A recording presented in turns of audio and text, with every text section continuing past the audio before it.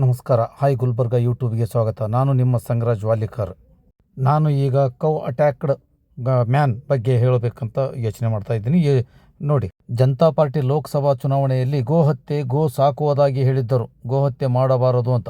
ಈಗ ನೋಡಿ, ಕಲಬುರಗಿಯ ಬಂಬೂ ಬಜಾರದಲ್ಲಿ ವಯಸ್ಸಾದ ಇಬ್ಬರನ್ನ ಈ ಗೋವುಗಳು ಹೇಗೆ ಹೊಡೆಯುತ್ತಿವೆ ಅಂತ ಒಂದು ಬಾರಿ ವಿಡಿಯೋ ನೋಡಿದರೆ ಸಾಕು. ಗೋ ರಕ್ಷಕರು ಎಲ್ಲಿದ್ದಾರೆ ನೋಡಿ. ಹೊಲ ಗದ್ದೆಗಳಲ್ಲಿ ಮೇವು ತಿಂದು ಬದುಕಬೇಕಾಗಿದ್ದ ಗೋವುಗಳು ಸಿಟಿಯಲ್ಲಿ ಕಂಡ ಕಡೆ ರಸ್ತೆಯ ಮೇಲೆಯೇ ಮಲಗುತ್ತಿವೆ, ಕಚ್ಚಾಡುತ್ತಿವೆ.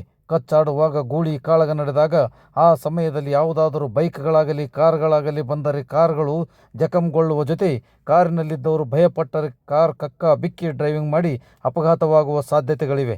ಗೋವು ಸಾಕಾಣಿಕೆ ಮಾಡಲು ಕೆಲವೊಂದು ಜನ ಗೋವು ಮಕ್ಕಳು ಎಲ್ಲಿದ್ದಾರೋ ಕಾಣುತ್ತಿಲ್ಲ. ಈ ವಿಡಿಯೋ ನೋಡಿ. ಕಲಬುರಗಿಯ ಹುಮ್ನಾಬಾದ್ ರಸ್ತೆಯ ಹುಮ್ನಾಬಾದ್ ನಾಕಾ ಮತ್ತು ಸುಲ್ತಾನ್ಪುರ್ ರಸ್ತೆಯ ಬಂಬೂ ಬಜಾರದಲ್ಲಿ ನಡೆದ ಘಟನೆ ಇದು. ಇಬ್ಬರು ಬೈಕ್ ಮೇಲೆ ಬಂದು ಬೈಕ್ ನಿಲ್ಲುತ್ತದೆ.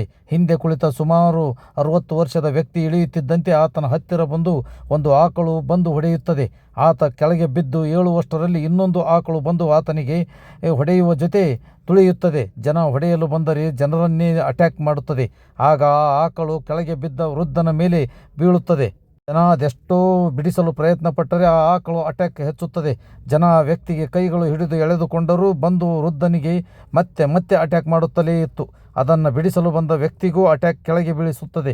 ಇಂತಹ ಘಟನೆ ಸಿಟಿಗಳಲ್ಲಿ ಹೆಚ್ಚುತ್ತಲೇ ಇವೆ. ಇವೆಲ್ಲ ನಮ್ಮ ಜಿಲ್ಲೆಯ ಜಿಲ್ಲಾಧಿಕಾರಿಗಳಾಗಲಿ, ಮಹಾನಗರ ಪಾಲಿಕೆ ಆಯುಕ್ತರಾಗಲಿ, ನಮ್ಮ ಜಿಲ್ಲಾ ಉಸ್ತುವಾರಿ ಸಚಿವರಾಗಲಿ ಈ ಕಡೆ ಗಮನ ಹರಿಸಬೇಕಾಗಿದೆ. ಇಂಥ ಬೀದಿ ದನಗಳಿಂದ ಬೈಕ್ ಕಾರುಗಳ ಅಪಘಾತಗಳು ಹೆಚ್ಚಾಗುತ್ತಿವೆ. ಜಿಲ್ಲಾ ಆಡಳಿತ ಮಂಡಳಿ ಇದರ ಬಗ್ಗೆ ಚೆನ್ನಾಗಿ ಅರಿತುಕೊಂಡು ಕ್ರಮ ತೆಗೆದುಕೊಳ್ಳುವ ಅವಶ್ಯಕತೆ ಇದೆ. ಜಿಲ್ಲಾಡಳಿತ ಈ ಕಡೆ ಗಮನ ಹರಿಸಬಲ್ಲರೆ, ಪ್ರಿಯಾಂಕ ಖರ್ಗೆ ನೋಡಬಲ್ಲರೆ, ಬಿಜೆಪಿ ಗೋ ರಕ್ಷಕರ ನಾಟಕ ಬಿಟ್ಟು ಜನರ ರಕ್ಷಣೆ ಮಾಡಬಲ್ಲರೆ. 2022ರಲ್ಲಿ ಉತ್ತರ ಪ್ರದೇಶ ಸರ್ಕಾರ ಗೋಹತ್ಯೆ ನಿಷೇಧಿಸಲಾಗಿದೆ. ಆದರೆ ಇವತ್ತು ಕೂಡ ಇದೇ ಬಿಡಾಡಿ ದನಗಳ ಕಾಳಗ ಹೆಚ್ಚಾಗಿದೆ. ನಮ್ಮ ಚಾನಲನ್ನು ಸಬ್ಸ್ಕ್ರೈಬ್ ಮಾಡಿರಿ, ಶೇರ್ ಮಾಡಿ.